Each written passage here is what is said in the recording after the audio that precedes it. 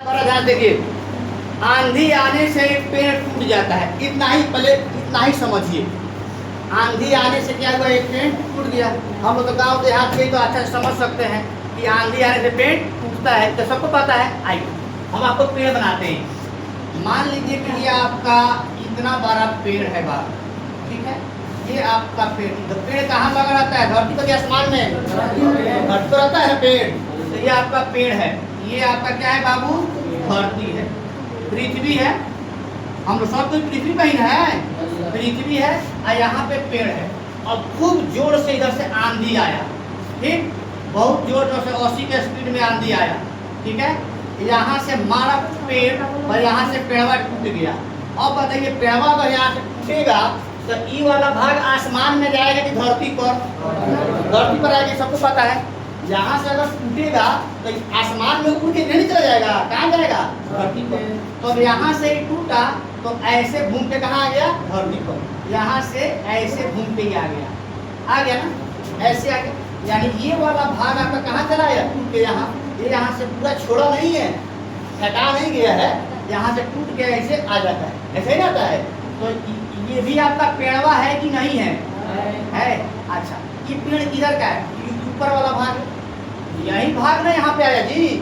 अब आपसे पूछा जाए कि पेड़ की अगर ऊंचाई बताइए क्या क्या है, तो इतना अब प्लस इतना, दोनों जोड़ने पर पेड़ की ऊंचाई होगी कि नहीं होगी? इतना बताइए। इतना कॉन्सेप्ट समझ में आया? किसी को कोई क्वेश्चन समझ में आ गया? आइए अब हम समझते बढ़िया से। मान लीजिए बाबू, ये आपका ए है, ये आपका बी है, ये क्या है?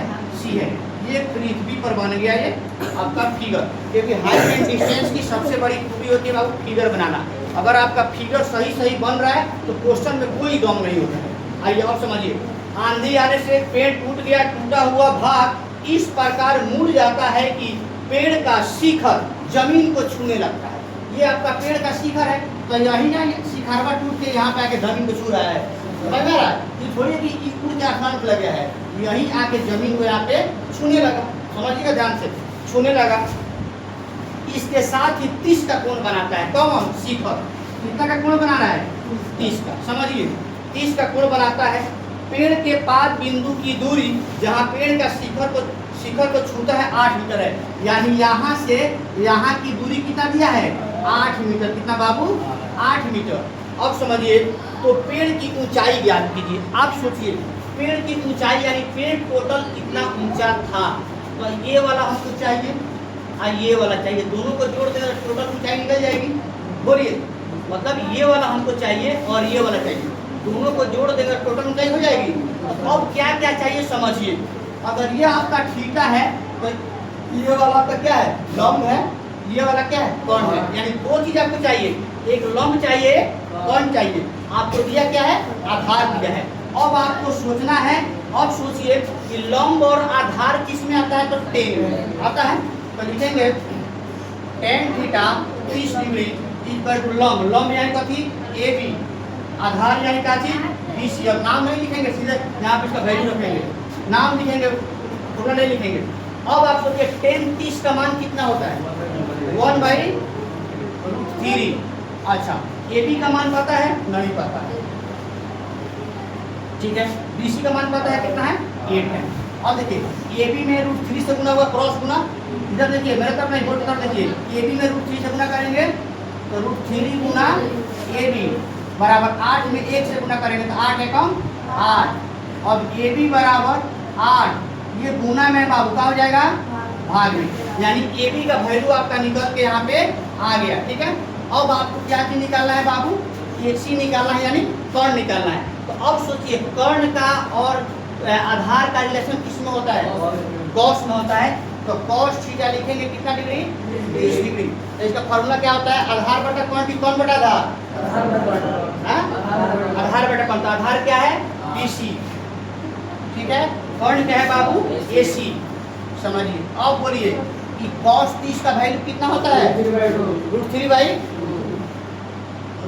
√3/2। और BC का मान हमको पता है, कितना है? 8 है। और AC का वैल्यू हमको नहीं पता है, तो AC हो गया। अब इसका क्रॉस गुना कराइए, तो √3 में AC से गुना होगा, तो √3 गुना का होगा AC। 8 में 2 से गुना होगा तो 8 गुना क्या होगा 16, ये 8 में 2 से गुना होगा तो AC बराबर 16, ये गुना में है क्या हो जाएगा भाग में। अब देखिए अब हमसे थोड़ा पूछा है पेड़ की ऊंचाई, पेड़ की ऊंचाई बराबर AB प्लस BC, यानी इसको और इसको जोड़ेंगे तो टोटल हमारा क्या हो जाएगा पेड़ हो जाएगा। तो बताइए AB कितना हमारा आया है 8/√3 और ये कितना आया है 16/√3, ये दोनों बटा जोड़ है कि नहीं है, जोड़ कर दीजिए जोड़, तो √3 यानी 8 + 16 यानी 24/√3। अगर इस 24 को हम कटाना चाहें तो 8 गुने 3 लिख सकते हैं, अब /√3 तो √3 से कटेगा तो √3 बचेगा, यानी 8√3 मीटर आंसर। समझ में आया सबको? कोई दिक्कत बोलिए, कोई परेशानी नहीं ना है, कहीं से किसी कोई दिक्कत नहीं ना आया, समझ में आ गया? ठीक होता है।